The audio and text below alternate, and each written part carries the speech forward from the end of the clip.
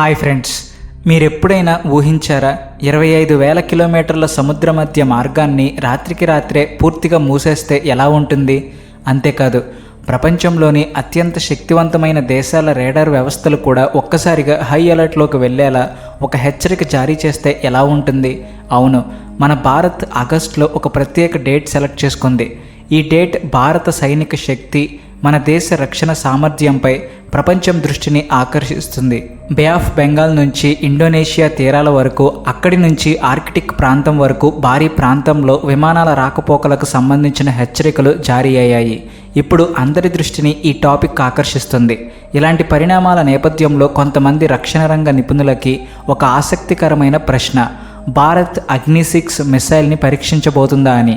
భారత్ ఎన్నో సంవత్సరాలుగా అభివృద్ధి చేస్తున్నట్లు ప్రచారం జరుగుతున్న ఈ అత్యంత శక్తివంతమైన క్షిపణికి సంబంధించిన పరీక్ష జరగబోతుందా, లేక ఇది సూర్య క్షిపణికి సంబంధించిన తొలి సంకేతమా అని. అసలు భారత్ ఏ మిసైల్ని పరీక్షించబోతుంది? ఈ విషయం గురించి రక్షణ రంగ నిపుణుల్లో కూడా ఆసక్తి నెలకొంది.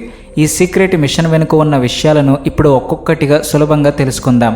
మన శాస్త్రవేత్తల గొప్ప విజయానికి, వారి పగలు రాత్రి కష్టానికి మనస్ఫూర్తిగా సెల్యూట్ చేద్దాం. భారత ప్రభుత్వం జారీ చేసిన 2 వేర్వేరు నోటామ్లు ప్రస్తుతం ప్రపంచంలోని రక్షణ రంగ నిపుణులు, నిఘా సంస్థల దృష్టిని ఆకర్షించాయి. నోటామ్ అంటే విమానాల రాకపోకలకు సంబంధించిన ముఖ్యమైన హెచ్చరిక లేదా సమాచారం. మొదటి నోటామ్ ఒడిస్సాలోని చాందీపూర్ ఇంటిగ్రేటెడ్ టెస్ట్ రేంజ్ నుంచి ప్రారంభమవుతుంది. ఈ హెచ్చరిక ప్రకారం సుమారు 150 కిలోమీటర్ల పరిధిని నో ఫ్లై జోన్గా ప్రకటించారు. అంటే ఆ ప్రాంతంలో సాధారణ విమానాల రాకపోకలకు అనుమతి ఉండదు. రెండో నోటామ్ బంగాళాఖాతం నుంచి శ్రీలంక, ఇండోనేషియా ప్రాంతాలను దాటి 2,500 కిలోమీటర్లకు పైగా విస్తరించిన భారీ సముద్ర మార్గాన్ని కవర్ చేస్తుంది. ఈ పరిధి కారణంగా రక్షణ రంగ నిపుణుల్లో మరింత ఆసక్తి పెరిగింది. నిపుణుల అభిప్రాయం ప్రకారం ఈ హెచ్చరిక వెనుక 5,000 నుంచి 8,000 కిలోమీటర్ల వరకు దూరాన్ని చేరుకోగల అంతర్ఖండ క్షిపణి పరీక్ష ఉండే అవకాశం ఉందని భావిస్తున్నారు. ఈ చారిత్రాత్మక పరీక్ష వెనుక ప్రధానంగా 3 క్షిపణులు పోటీదారులుగా ఉన్నాయని చెబుతున్నారు. ఈ 3 ప్రధాన క్షిపణుల్లో K5 submarine launched ballistic missile, అగ్ని-6, అలాగే భారత్ అత్యంత రహస్యంగా అభివృద్ధి చేస్తున్నట్లు చెప్పే సూర్య క్షిపణి ఉన్నాయి. ఈ పరీక్ష విజయవంతమైతే నీటి అడుగున ఉన్న సబ్మెరైన్స్ నుంచి లేదా భూమి నుంచి నేరుగా మరో ఖండాన్ని చేరుకోగల క్షిపణి సామర్థ్యం ఉన్న ప్రపంచంలోని కొన్ని శక్తివంతమైన దేశాల సరసన భారత్ కూడా చేరుతుంది. ముందుగా భారత్కు చెందిన అత్యంత రహస్యమైన, శక్తివంతమైన ఆయుధంగా చెప్పబడుతున్న అగ్ని-6 క్షిపణి గురించి తెలుసుకుందాం. అగ్ని-6ను భారత్ అభివృద్ధి చేస్తున్న తదుపరి తరం అంతర్ఖండ బ్యాలిస్టిక్ క్షిపణి ICBMగా కొన్ని నివేదికలు పేర్కొంటున్నాయి. దీని పరిధి సుమారు 8,000 నుంచి 10,000 కిలోమీటర్ల వరకు ఉంటుంది. ఈ క్షిపణిలోని ముఖ్యమైన సాంకేతికత MIRV అంటే multiple independently targetable reentry vehicle. ఒకే క్షిపణి నుంచి వేరువేరు లక్ష్యాల వైపు అనేక వార్హెడ్లను పంపే శక్తి కలది. అగ్ని-6కు సంబంధించి 10 నుంచి 12 అణు వార్హెడ్లు మోసుకెళ్లగలదనే వాదనలు బహిరంగ వర్గాల్లో ఉన్నాయి. ఈ సామర్థ్యం నిజమైతే ఒకే క్షిపణితో అనేక లక్ష్యాలను ఒకేసారి చేరుకోవచ్చు. ఈ క్షిపణి సాలిడ్ ఫ్యూయల్ ఆధారంగా పనిచేస్తుందని చెబుతున్నారు. అలాగే సైలోల నుంచి లేదా మొబైల్ లాంచర్ల నుంచి ప్రయోగించే విధంగా దీనిని రూపొందిస్తున్నట్లు కొన్ని నివేదికలు పేర్కొంటున్నాయి. మొబైల్ లాంచర్ వంటి వ్యవస్థల వల్ల క్షిపణి స్థావరాన్ని గుర్తించడం ప్రత్యర్థికి మరింత కష్టమవుతుంది. అయితే అగ్ని-6కు సంబంధించిన అనేక వివరాలు అధికారికంగా వెల్లడించబడలేదు. దీని వేగం చాలా ఎక్కువగా ఉంటుందని చెబుతున్నారు. ప్రస్తుత సమాచారం ప్రకారం ఏ క్షిపణి అయినా ఆధునిక ఎయిర్ డిఫెన్స్ వ్యవస్థలను తప్పకుండా దాటేస్తుందని ఖచ్చితంగా చెప్పలేం. ఈ విషయంపై అధికారిక వివరాలు పరిమితంగా ఉన్నాయి. అగ్ని-6తో పాటు రక్షణ రంగంలో మరో అత్యంత రహస్యమైన ఆయుధంగా సూర్య క్షిపణి గురించి కూడా చర్చ జరుగుతుంది. అయితే సూర్య క్షిపణికి సంబంధించిన అనేక వివరాలు అధికారికంగా ధృవీకరించబడలేదు. కొన్ని బహిరంగ నివేదికల్లో సూర్యను సాధారణ అంతర్ఖండ క్షిపణి కంటే ఎక్కువ దూరం చేరుకోగల గ్లోబల్ బ్యాలిస్టిక్ ఆయుధంగా పేర్కొంటున్నారు. దీని పరిధి 12,000 నుంచి 16,000 కిలోమీటర్లు ఉండవచ్చని కొన్ని వాదనలు ఉన్నాయి. అయితే ఈ సంఖ్యలు అధికారికంగా నిర్ధారించబడినవి కావు. సిద్ధాంతపరంగా చాలా దూరంలోని లక్ష్యాలను చేరుకునే సామర్థ్యం ఉంటుంది. కానీ దీనిని నిజంగా భారత్ అభివృద్ధి చేసిందా, దాని సామర్థ్యం ఎంత అన్నదానిపైన స్పష్టమైన అధికారిక సమాచారం లేదు. సూర్య క్షిపణి 3 దశల ప్రొపల్షన్ వ్యవస్థతో అత్యంత ఎక్కువ ఎత్తుకు వెళ్లి అధిక వేగంతో ప్రయాణించేలా రూపొందించబడుతుంది. అయితే దీనికి సంబంధించిన సాంకేతిక వివరాలు కూడా ఇంకా నిర్ధారణ కాలేదు. ఇలాంటి క్షిపణి నిజంగా అభివృద్ధి చేయబడి విజయవంతంగా పరీక్షించబడితే భారతదేశం యొక్క దీర్ఘ దూర వ్యూహాత్మక సామర్థ్యం మరింత పెరిగే అవకాశం ఉంటుంది. అయితే సూర్య క్షిపణి పేరు రక్షణ రంగంలో ఆసక్తిని కలిగిస్తుంది. అయితే దీనికి సంబంధించిన ప్రచారంలో ఉన్న విషయాలను నిర్ధారిత సమాచారం, ఊహాగానాలుగా విడిగా చూడాలి.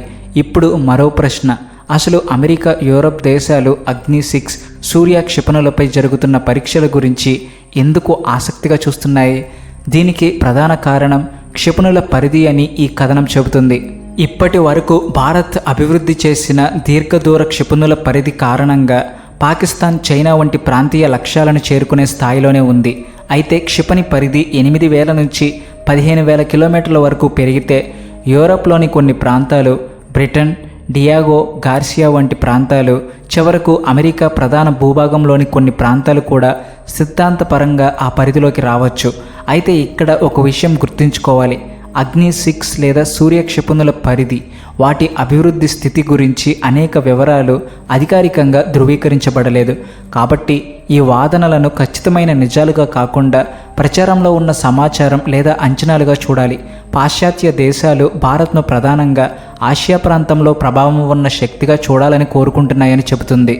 భారత్కు ప్రపంచ స్థాయిలో మరింత దూరం చేరుకోగల వ్యూహాత్మక క్షిపణి సామర్థ్యం వస్తే దాని అంతర్జాతీయ ప్రభావం కూడా పెరగవచ్చని ఈ వాదన.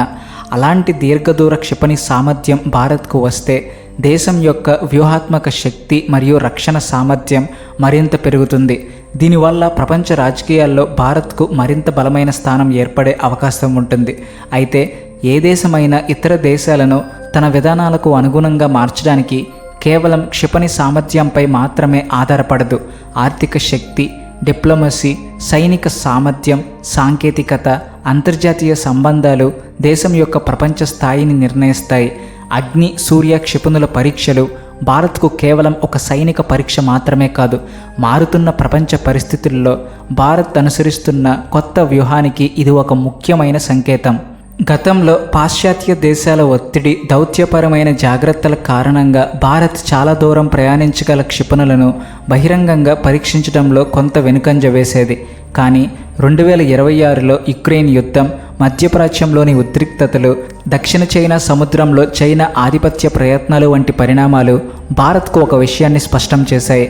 శాంతి కోసం చర్చలు అవసరమే, కానీ దేశ భద్రత కోసం బలమైన రక్షణ సామర్థ్యం కూడా అవసరం. భారత్ తన స్వాతంత్రం, దేశ ప్రజల భద్రతను కాపాడుకోవాలంటే బలమైన సైనిక సామర్థ్యం ఉండాలని భావిస్తుంది. అందుకే భారత్ తన పాత దౌత్యపరమైన సంకోచాన్ని తగ్గించుకుని తన రక్షణ సామర్థ్యాన్ని మరింత బలోపేతం చేసుకుంటుంది. భారత్ తన భద్రతా ప్రయోజనాలను కేవలం హిందూ మహాసముద్ర ప్రాంతానికే పరిమితం చేయకుండా అవసరమైనప్పుడు మరింత విస్తృతంగా ఆలోచిస్తుందనే సందేశాన్ని ఇస్తుందని కథనం పేర్కొంటుంది.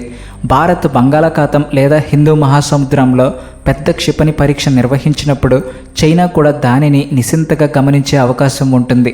చైనా నిఘా నౌకలు, ఉపగ్రహ వ్యవస్థలు ఇలాంటి సైనిక కార్యకలాపాలపై దృష్టి పెడతాయని ఈ కథనం చెబుతుంది. అగ్ని-6, K-5 వంటి క్షిపణులు విజయవంతంగా అభివృద్ధి చేసి పరీక్షిస్తే భారత్కు సెకండ్ స్ట్రైక్ క్యాపబిలిటీ మరింత బలపడే అవకాశం ఉంటుంది. అంటే మొదటి దాడి జరిగినా తిరిగి స్పందించే సామర్థ్యం దేశానికి ఉండడం. ఇదే సమయంలో భారత్ అనుసరిస్తున్న నో ఫస్ట్ యూస్ విధానాన్ని కూడా గుర్తుంచుకోవాలి. అంటే భారత్ ముందుగా అణ్వాయుధాలను ఉపయోగించదనే విధానం. చైనా ఎప్పటి నుంచో భారత్ను హిమాలయ సరిహద్దులు, దక్షిణాసియా ప్రాంతీయ సమస్యలకే పరిమితం చేయాలని ప్రయత్నిస్తుంది. అయితే భారత్ తన దీర్ఘదూర రక్షణ సామర్థ్యాన్ని పెంచుకుంటే ఆసియాలో శక్తుల సమతుల్యతలో మార్పులు రావచ్చు.